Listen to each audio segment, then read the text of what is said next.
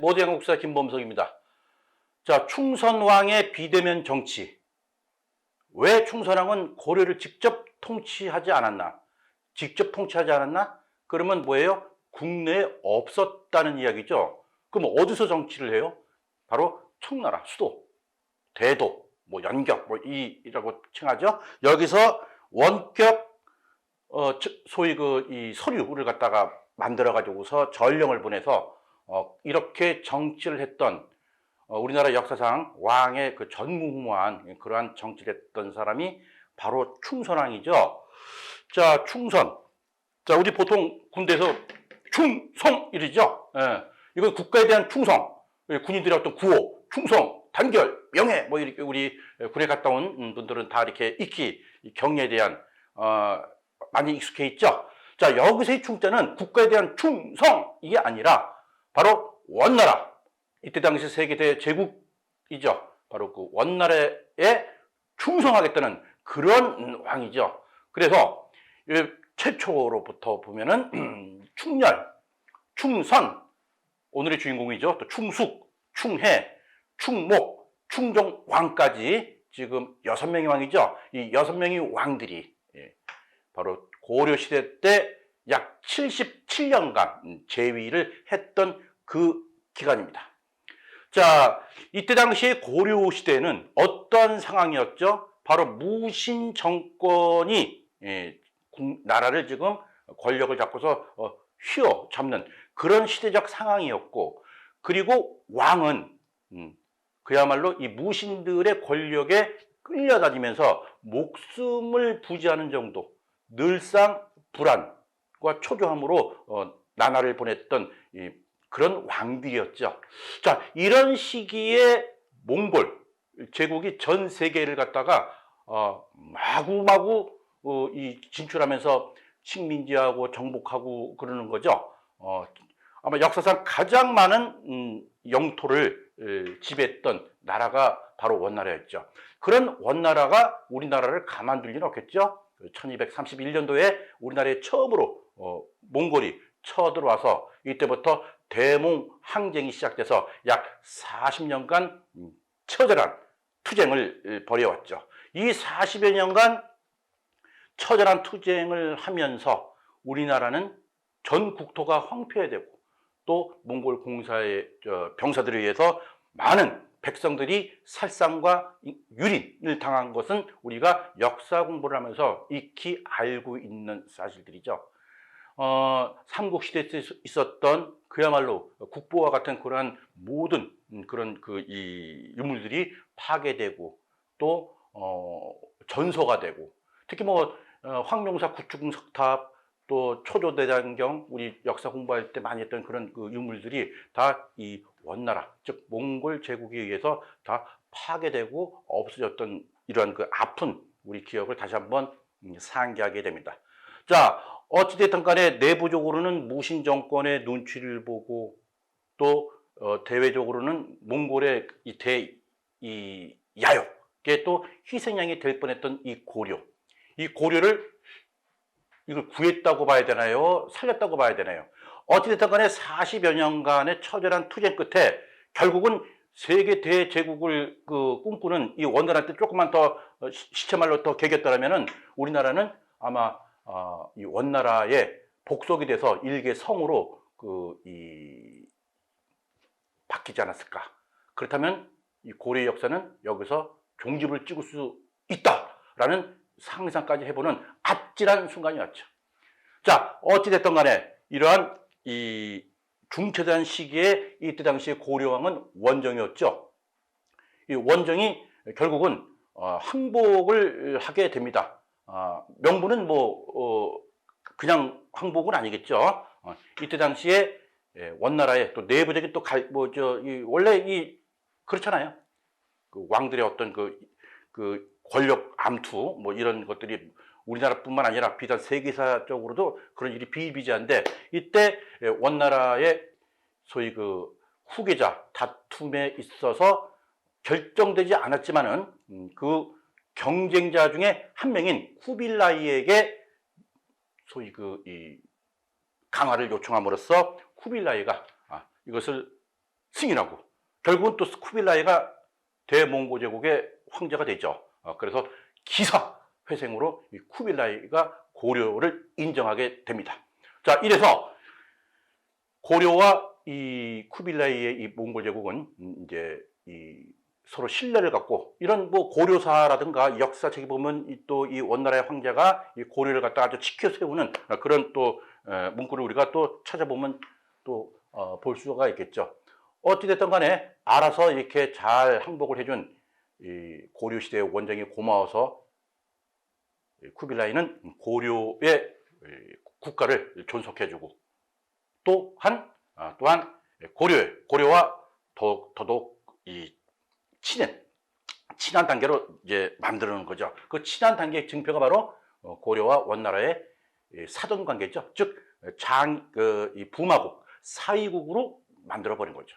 자, 명분은 사이국이지만 결국은 뭐 원나라의 속국이 된 거나 진배가 없겠죠. 물론 이 와중에 무신 정권은 또 소위 그 대모황전 삼별체의 난을 일으켜 가지고서 결국은 여몽 연합군에 의해서 진압됐던 그 시기가 바로 이 시기였죠. 자, 원종의 그러한 결단으로 인해서 일단 고려를 살려놓고 또 부마국으로 이게 전락이 됐지만은 우리나라의 왕자가 원나라의 공주와 결혼을 함으로써 일단 원나라의 신뢰와 또 원나라로부터의 보호를 받을 수 있는 명분을 만들어놨다고 볼 수가 있겠습니다. 자, 이때 바로 이 원종의 맏아들인 그 이 왕심, 이죠. 바로 왕심이 39살의 나이에 쿠빌라이의 딸과 결혼을 하게 됩니다. 그 딸 이름이 뭡니까? 좀 어렵더라고요. 쿠툴룩 케미시. 나이 차이가 좀 지죠? 왕심은 39살이고 그 쿠툴룩 케미시는 16살이죠. 어찌됐든 간에 결혼을 하게 됨으로써 원나라와 이 우리나라 고려는 이제 아주 그 한 가족이 된 거죠. 왜? 이 사이가 됐기 때문에. 바로 그 왕심이 바로 충렬왕이죠.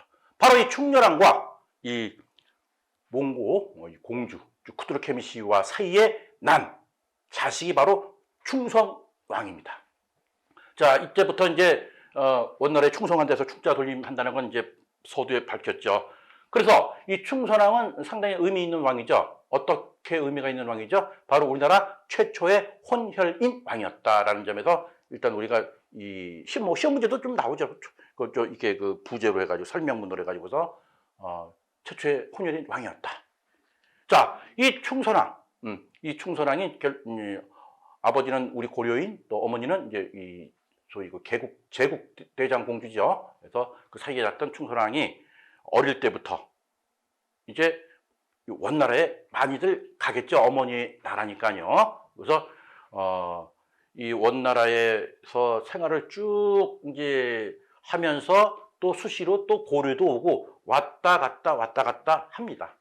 자, 이러던 이 충선왕은 어릴 때 뭐 이 고려사라든가 역사책에 보면은 상당히 성품이 아주 착하고 백성을 위하고 측은지심이 상당히 강했던 그런 왕이라고 이렇게 전해져 있습니다.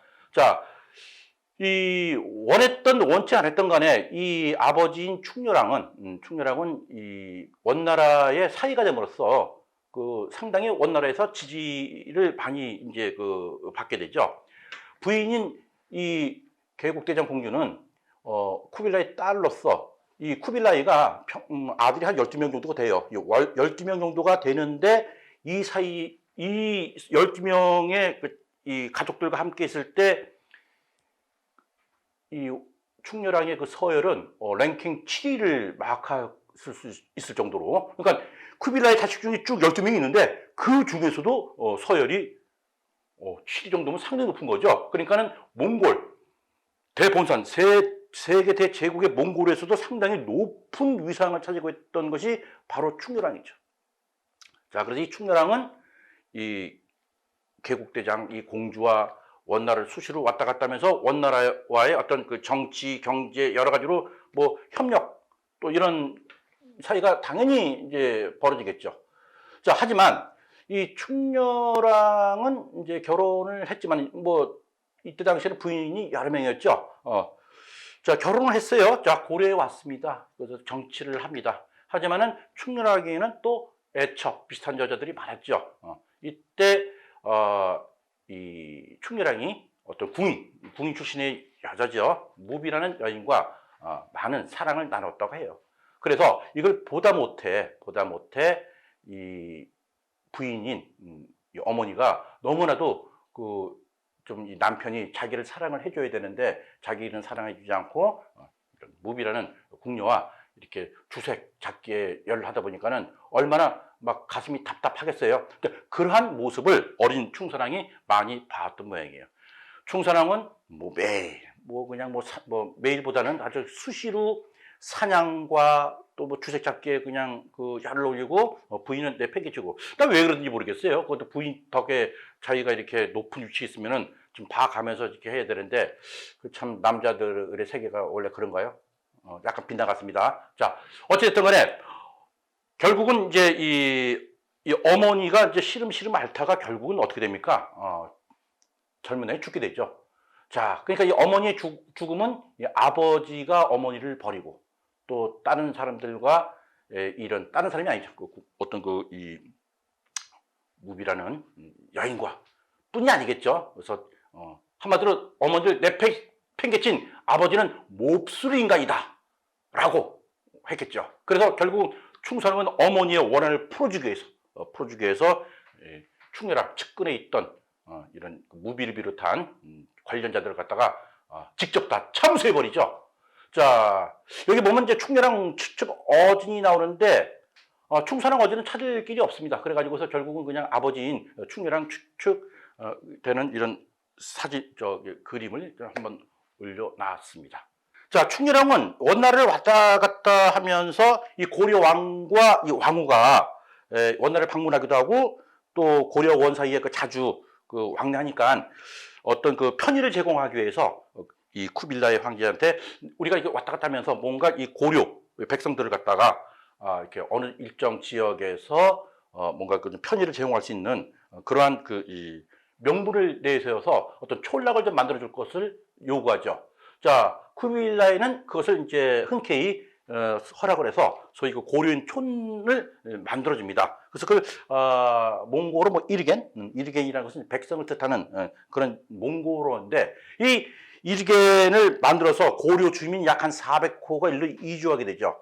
자, 이것을 이제 고려 왕이 다스리게 되는데 이것이 뒷날 이 충선왕이 심양왕이 되는 어떤 기반을 마련했던 그런 또 빌미를 제공하게 됩니다. 결국은 고려 왕은 심양왕이라는 타이틀과 고려 왕이라는 이런 타이틀 두 가지를 가지게 되는 거죠. 근데 여기서 또 한 가지 특이한 점은 이 심양왕이라는 것은 사실 고려 왕인데 이건 한 국토를 다스리는 왕이고 심양은 이렇게 촌락인데 상당히 이제 이 원나라 밀접하면서 많은 권한을 부여를 받은 모양이에요.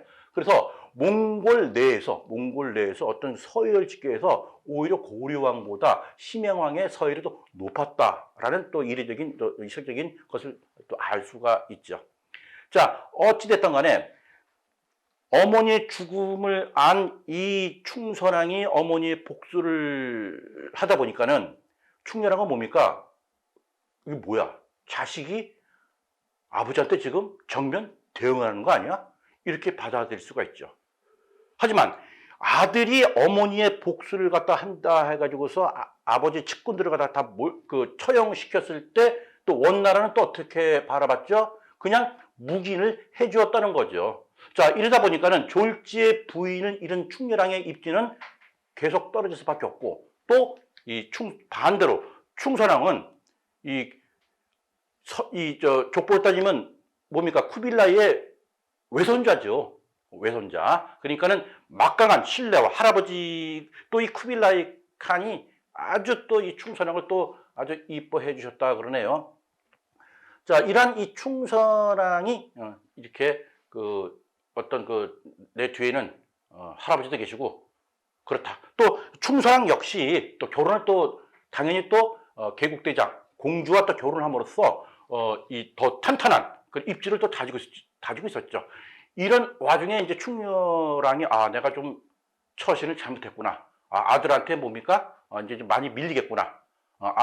또 아들이 또 그런 행동도 했고요. 그러다 보니까는 이 충렬왕은 알아서 그냥 왕위를 내놓지요.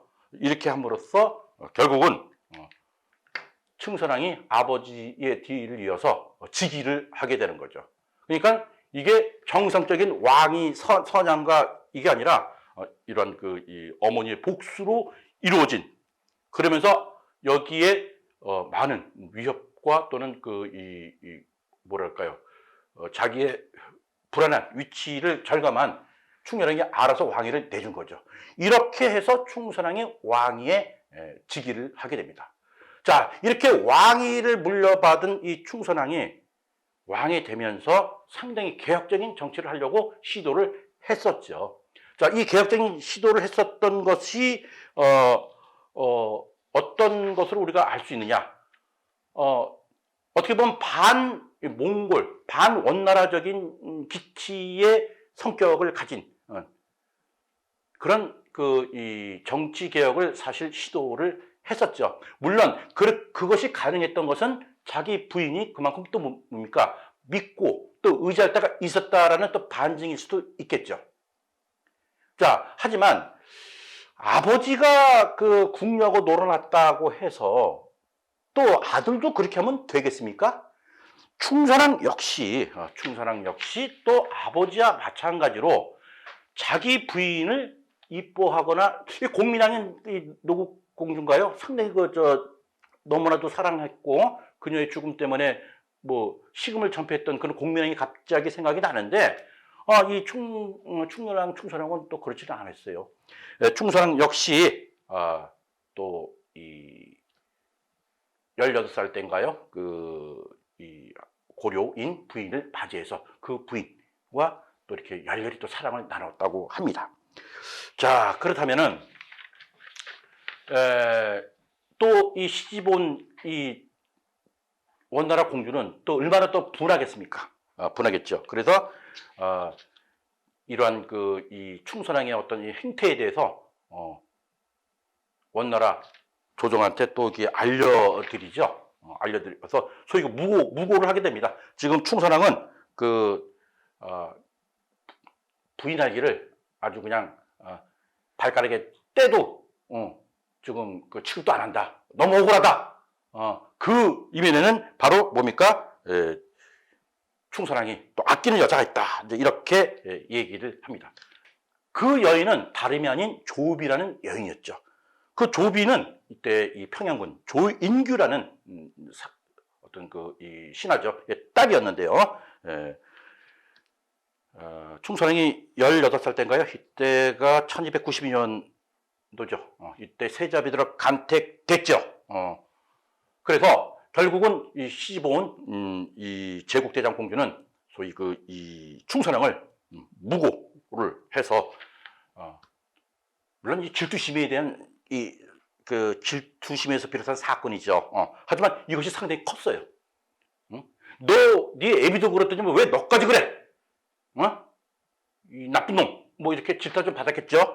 이렇게 해서 왕이 되자마자 바로 몇 개월 하지 못했죠. 한 7, 8개월 했나요? 8월 달에 강제 폐위를 당했어요. 그러니까는 이것은 다시 이야기해서 이 아버지가 그렇게 이 궁녀와 놀아놨는데 너까지 그랬느냐? 안 된다. 또 이때 이 충선왕에 대한 어떤 이 충렬왕 측근의 어떤 무함, 이런 것이 또 작용을 했고, 그것이 바로 원나라의 또 이해관계가 또 맞다 떨어지면서 충선왕의 퇴위를 연결이 되게 된 거죠.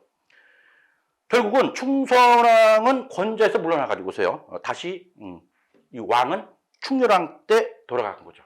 자, 그러면 이 뭡니까? 왕이 됐다가 폐위가 돼서 먼저 왕이 또 왕이 됐어요. 아주 이례적인 그런 일이죠. 고려시대에 이런 일이 있었던 거예요. 이것은 뭡니까? 결국은 우리나라의 자주권이라는 것은 없다는 얘기죠. 결국 우리나라의 왕은 원나라 황실에서 좌지우지했다. 그러니까 내가 아무리 잘하고 아무리 열심히 해도 나에 대한, 왕에 대한 생살 여탈권은 바로 원나라에 있었다는 것이 또 방증되는 그런 부분일 수도 있겠습니다. 이렇게 해서 결국은 강제로 폐위된 이 충선왕은 원나라로 돌아가면서 12년 동안 고려로 돌아오지는 않았습니다. 자, 어릴 때 원나라에서 자라면서 국내로 왔다 갔다 하면서 왕이 되면서 뭔가 의욕차게 정치를 하려고 했으나 본부인의 질투와 그 어떤 그런 그 시기에 의해서 무고죄로 왕의 또 이렇게 그 폐위를 당하고 그러면서 이 몽골 원나라에 가서 10여 동안 돌아가지 않았다 하면은 이 충선왕의 어떤 인생 전반기에 많은 부분이 결국 뭡니까? 국내가 아니라 원나라에서 생활했다는 것이 시기적으로 이렇게 나타날 수밖에 없는 거죠. 이러면서 다시 또 충렬왕은 뭡니까? 왕위를 다시 또 복권이 된 거죠. 자, 이러한 이 충렬왕.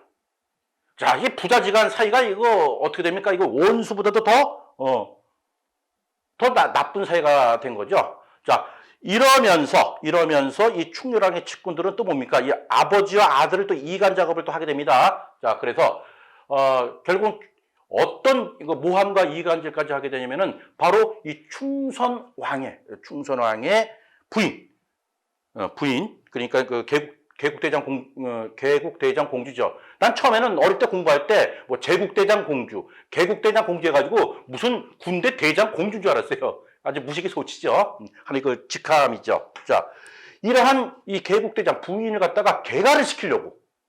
아니, 남편이 있는데, 이혼을 시키고 오히려 고려에 있던 후계자를 갖다가 세워서, 예? 신종의 3대 손인가요? 그래서 그 인물한테 개가를 시키려고 했던 그런 일까지 이제 벌어지게 된 거죠. 자, 그러니까 이때 또 마침 원나라에서는 왕위 쟁탈전이 또 벌어졌습니다. 자, 이때 그 공교롭게도 이 충선왕이 돕던 그 인물들이 왕이 됨으로써 기사회생으로 또 이 충선왕은 뭡니까? 그 자리를 다시 되찾을 수가 있었던 거죠. 결국 막강한 후원 세력을 등에 업은 충선왕은 여세를 몰아가지고서 부왕 아버지죠. 충렬왕의 측근들을 갖다가 다 뭐 대표적인 왕유소를 비롯해서 일당을 처형시켜버리죠. 결국은 이런 이 부자지간의 추악한 싸움은 끝내 끝이 난 거죠. 그래서 고려의 실권은 다시 충선왕한테 돌아왔습니다. 자, 이러면서 얼마 후에 충렬왕은 죽음을 맞이하게 되죠. 죽음을 맞이하게 되면서 결국은 다시 또 충선왕은 왕위를 또 오게 됩니다. 즉 즉위와 폐위 그리고 다시 또 즉위가 된 거죠. 자, 문제는 이때부터예요.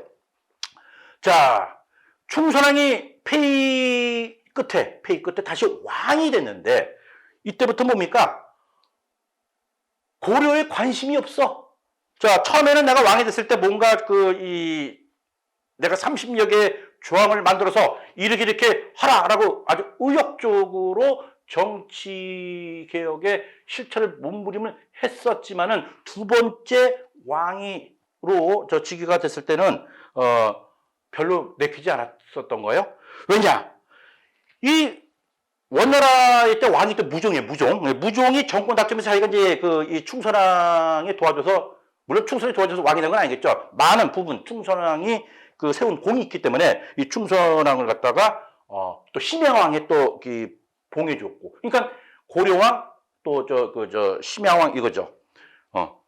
그래서 이제 충렬왕이 죽었으니까는 기욱해서 왕위를 하라 이렇게 한 거죠. 자, 하지만 그래서 이제 충선왕은 즉위하자마자 또 와서 일성을 터뜨린 거죠. 정치기강의 확립, 또 조세의 공평, 또 인재등의 개방. 이때 당시에 이 소위 권문세족이죠.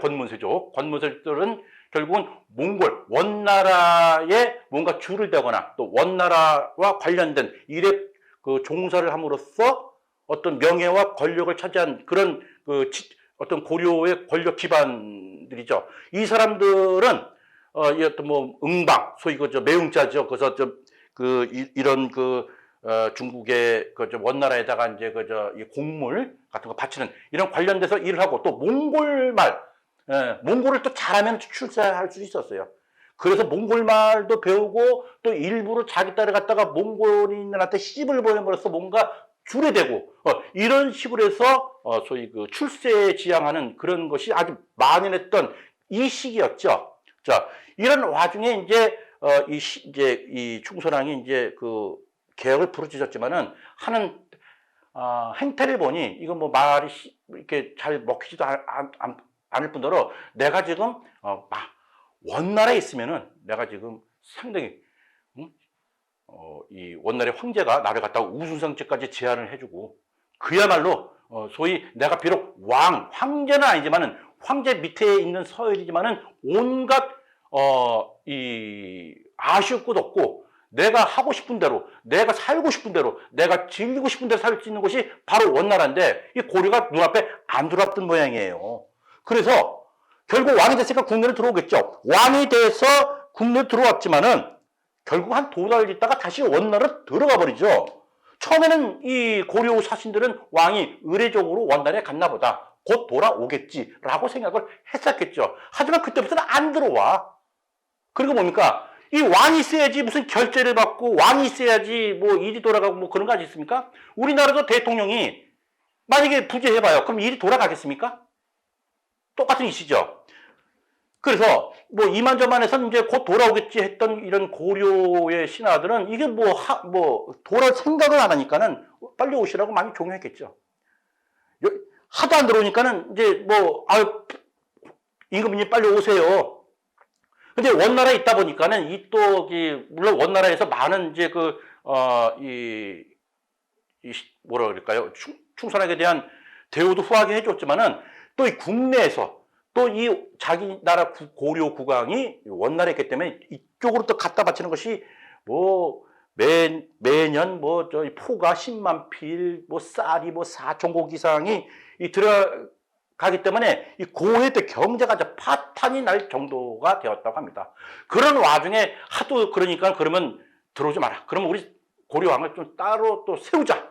따로 세우자. 해서 또 이 충선왕의 또 자식을 또 왕으로 또 옹립을 하려고 했었죠. 하지만 그런 소식을 알은 또 충선왕은 또 그걸 용납을 또 안 했어요. 오히려 그걸 음모한 사람들 다 처형시켜버리죠. 아니, 그렇다면은 이게 뭡니까? 왕을 하려면은 이 국내에 들어와서 왕 노릇을 해야지. 왜 저쪽 이역 멀리 땅, 만리가 떨어진 이런 곳에서, 전지죠, 전지. 이런 걸로 해서, 비대면으로 이렇게 정치를 하는 그런 행태가 뭡니까? 내가 이 사람 고려왕 맞습니까? 난 따지고 싶어요. 자, 그래서 결국은 원달에서 하도 그러니까 제발 너 들어가라. 또 고려왕이 여기서 계속 있으면 어떡하니? 라고 계속 또 원나라부터 많은 또 압력도 받았겠죠. 결국은 원나라의 압력 또 여러 가지 해서 그냥 마지못해 나 왕 안 할래 하면서 자기 아들에게 이제 왕위를 서원위를 해주고 말죠. 그래서 이러면서 이제 이 둘째 아들 강릉대군 왕도에게 전의할 뜻을 밝히기 일이죠. 왕도는 바로 충선왕 뒤에 있을 충숙왕이 되는 겁니다. 자, 아무튼 이 충선왕은 이제 아들을 즉위시키기 위해서 귀국을 했죠. 일시적으로. 이때가 1313년 6월달이었어요. 자, 이 충선왕은 목적한 일을 끝내자마자 이듬해 다시 원나라로 돌아가 버렸죠. 그리고 이제는 내가 왕위를 넣어줬으니까는 나 원나라에 오겠다. 하다 보니까는 이 소위 청나라 수도 연경에서도 또 왕까지 뭐 이렇게 아들한테 줬으니 더 이상 와서 살다 말던 알아서 하라 이렇게 용인을 했겠죠. 이러면서 자기는 상왕으로 있으면서 만들었던 것이 바로 시험 문제 자주 나오는 망권당이죠.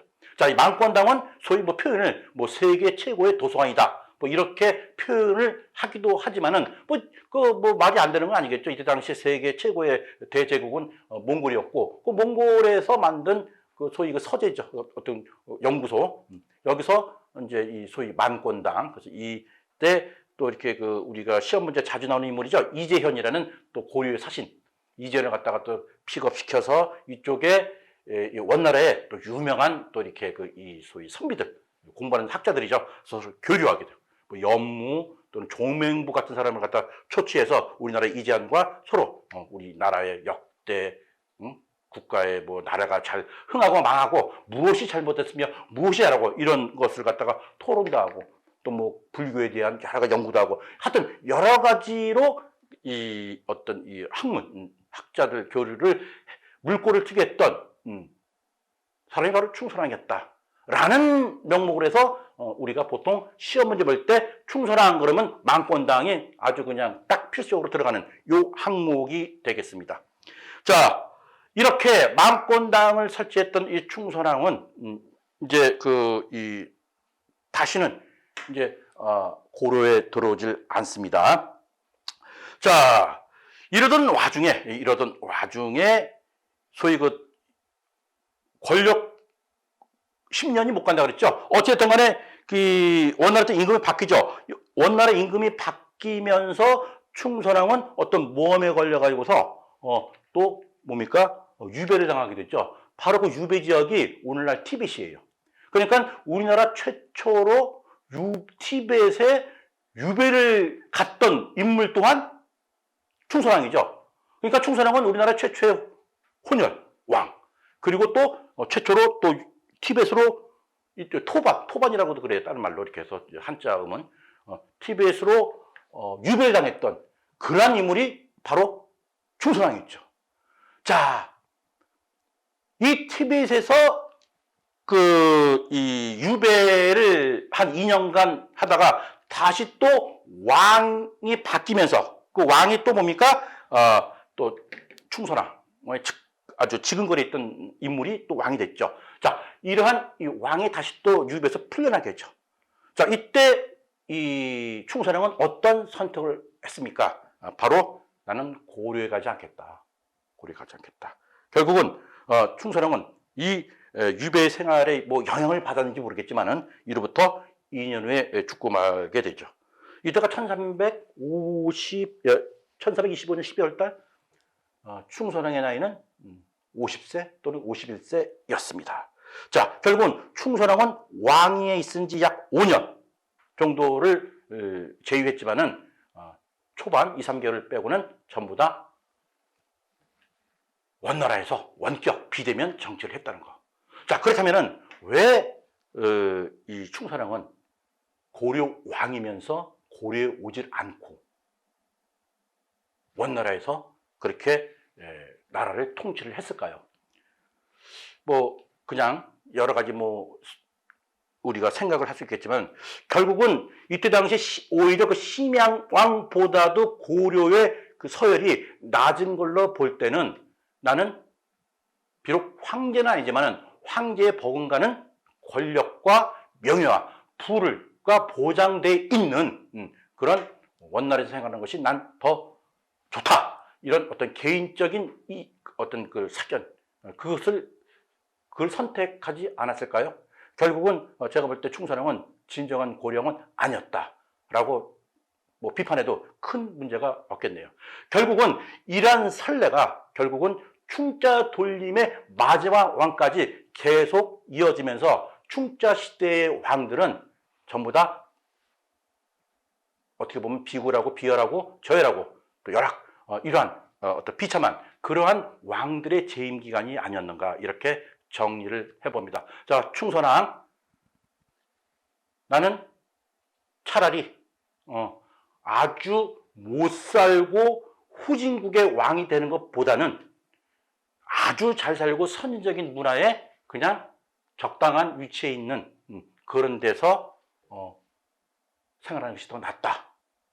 그렇다면은 이것은 우리 고려 입장에서는 어떻게 봅니까? 상당히 모욕적인 그런 일이겠죠. 이런 모욕적인 일이기 때문에 역사 교과에서는 기술을 안 하겠죠. 한번 곰곰이 생각해 볼 필요가 있을 것 같습니다. 자, 모두의 한국사 김범석이었습니다.